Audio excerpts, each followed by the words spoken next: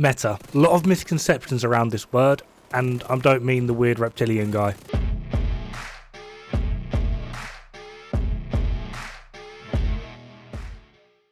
Now, meta is actually sort of twofold. There's two versions of it. Two. I'll get there eventually. First version is probably what a lot of, if you're an older gamer, I'd say mid to late 30s, early 40s, you've possibly come across this term, and you're probably a little bit confused as to what the kids are now referring to it. There's nothing wrong with this. It's not that meta has changed. There's just now two of them, and people don't differentiate between the two. I'm guilty of this. Many other people are. I think the only person that's actively stated the difference between meta and meta is IKEA. Possibly Rousey as well. However, what a lot of people, I'd say roughly my age and up, will know as meta are basically, it's just meta.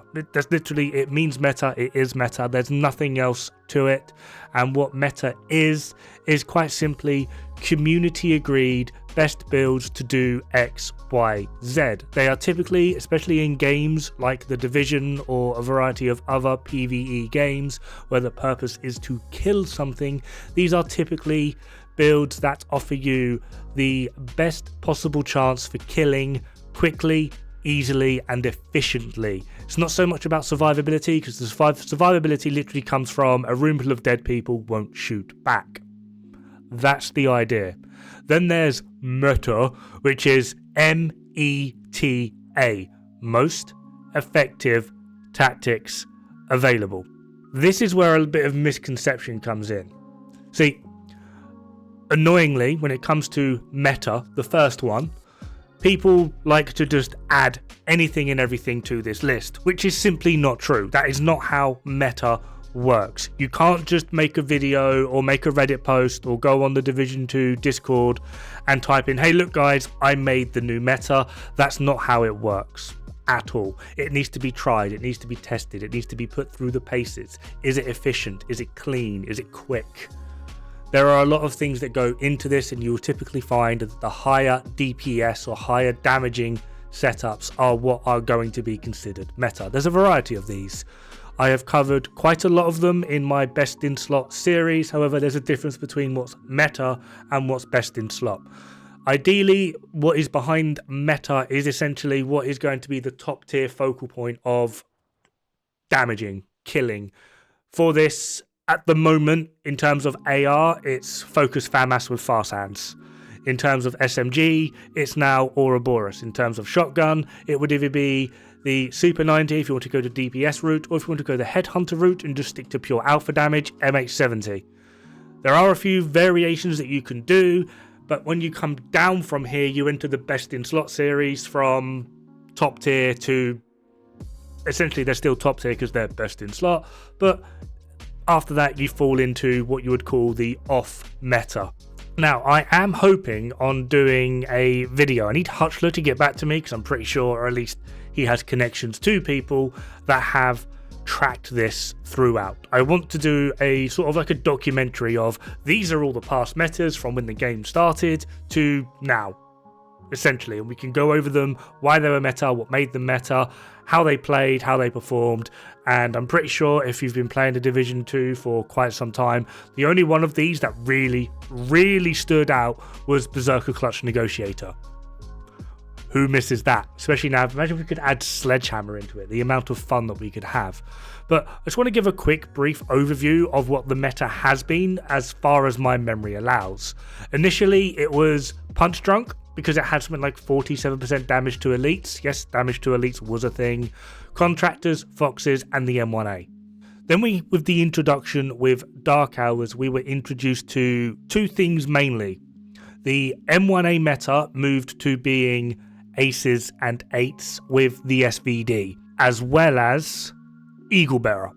Eagle Bearer in its early days was probably the most powerful AR. A lot of people try to cling to this and still claim it's the most powerful AR, but it's not. It is the worst.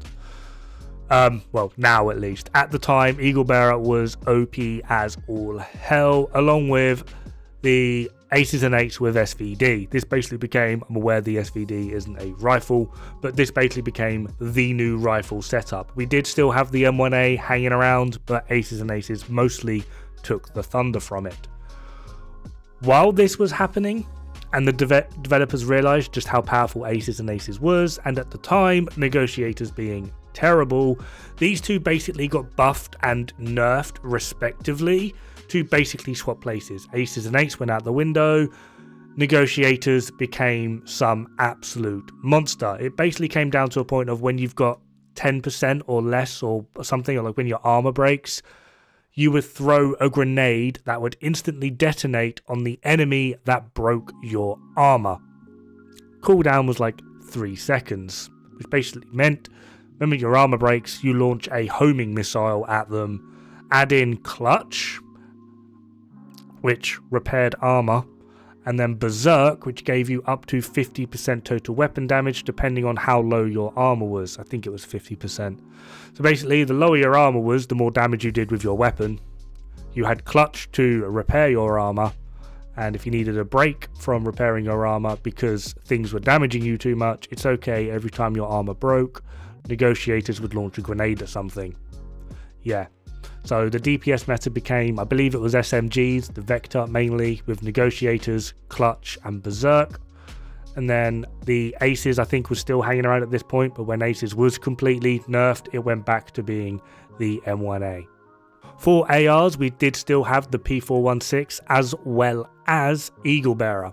It was only when Gear Point 2.0 was introduced that the recycling of builds basically became apparent, and basically everything that we thought we could utilize was dead, and many players such as myself were forced to start again. Great fun. With Gear 2.0 we entered the realm of focus, essentially. Glass cannon as well. Glass cannon vigilance became the prevalent with FAMAS, and then obviously M1A still sticking around for the DPS with glass cannon vigilance, like I said. However, if you didn't want to go the glass cannon route, there was also obliterate on the off meta side, but the real meta was focus. Then with the introduction of Iron Horse, it basically stirred everything up because the meta just became Regulus Headhunter. That was it, and that has basically been it till now. Ouroboros. That's it. That's like the meta breakdown. There might be a few other things thrown in here and there.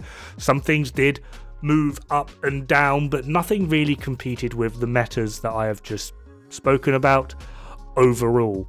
The biggest switch up to the meta other than Regulus has actually been the latest iteration of Strikers, which we all now have.